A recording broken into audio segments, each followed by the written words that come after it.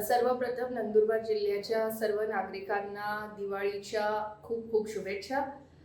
मी भारतीय जनता पार्टीची कार्यकर्ता म्हणून मागील 10 वर्षापासून या जिल्ह्यामध्ये काम करत आहे. या ठिकाणी 10 वर्ष या मतदारसंघाचं खासदार म्हणूनही प्रतिनिधित्व करण्याची मला संधी मिळाली आणि मागील 10 वर्षामध्ये आपल्या लोकसभा मतदारसंघामध्ये प्रत्येक विधानसभेत ज्या ज्या काही अडीअडचणी आहेत त्या दूर करण्याच्या दृष्टीनं केंद्र सरकारच्या माध्यमातून अनेक योजना मी राबवलेल्या आहेत. आपल्या मतदारसंघात सगळ्यात मागासलेला विधानसभा मतदारसंघ हा दडगाव अक्कलकुवा असल्याने या ठिकाणी अनेक विकासाची कामं प्रामुख्यानं ज्या गावांमध्ये स्वातंत्र्यापासून तर 70 वर्षापर्यंत वीज पोचली नव्हती अशा गाव पाड्यांपर्यंत वीज पोचवण्याचं काम मी केले.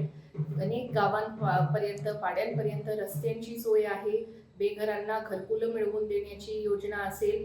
माता भगिनी ज्या वर्षानुवर्ष चुल्यावर स्वयंपाक करतायत त्यांना उज्ज्वला योजनेमधून 2.5 लाख गॅस कनेक्शन अशा अनेक वेगवेगळ्या योजना मी आपल्या लोकसभा मतदारसंघात राबवत असताना सर्वात जास्त या योजना दडगाव अक्कलकुव्यात राबवल्या. कारण मागील अनेक वर्षांपासून या मतदारसंघामध्ये विकासाची कामच झालेली नव्हती. किंबहुना जे कुपोषण, माता मृत्यू, बाल मृत्यूचं जे प्रमाण आहे आणि आपण वारंवार बघतो की नंदुरबार जिल्ह्याचं नाव महाराष्ट्रात नेहमीच बातमींमध्ये येतं.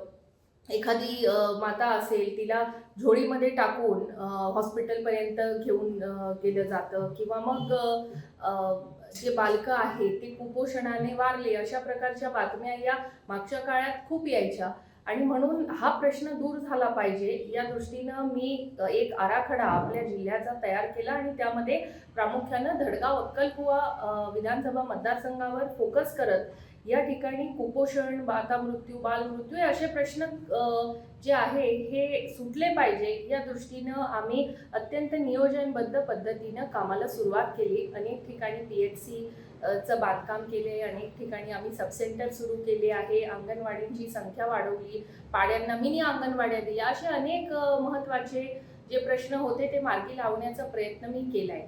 एवढं करून देखील मी हे नाही क्लेम करणार की 100% विकास त्या ठिकाणी झालेला आहे. अजून खूप काम करण्याची तिथे गरज आहे आणि म्हणून हा मतदारसंघ आपण भारतीय जनता पार्टीला सोडावा अशी मागणी आमची पहिल्या दिवसापासून होती, जेणेकरून तिथे अनेक विकासाची कामं आम्हाला करता येतील. एकीकडे ज्या वेळेला आम्ही ही मागणी केली तर दुसरीकडे नंदुरबार विधानसभा मतदारसंघ जो भारतीय जनता पार्टीला सुटलेला आहे या ठिकाणी शिवसेना, शिंदे गट हे पूर्णपणे काँग्रेसच्या उमेदवाराच्या मागे उभं राहून या ठिकाणी काँग्रेसच्या उमेदवाराचा खुलेआम प्रचार काँग्रेसचे कार्यकर्ते कमी दिसतात आणि शिवसेना शिंदे गटाचेच कार्यकर्ते काँग्रेस उमेदवाराबरोबर आज फिरत आहे आणि अशाच प्रकारे शिवसेना शिंदे गट नंदुरबार मधला यांनी लोकसभेमध्ये देखील काँग्रेसच्या उमेदवारासाठी जाहीरपणे प्रचारात सहभागी झाले. इथले जे शिवसेना शिंदे गटाचे नेते आहेत यांनी तर त्यांच्या स्वतःच्या ग्राउंडवर काँग्रेसच्या नेत्यांच्या सभेचं आयोजन असेल किंवा आयोजनाची पूर्ण जबाबदारी काँग्रेसच्या उमेदवाराच्या प्रचाराची ही शिवसेना शिंदे गटाच्या इथल्या स्थानिक नेत्यांनी केली. आजही जसं लोकसभेला त्यांनी भारतीय जनता पार्टीच्या विरोधात जी भूमिका घेतली तसं आजही नंदुरबारमध्ये ते भारतीय जनता पार्टीच्या उमेदवाराच्या विरोधामध्ये काम करताना दिसत आहे.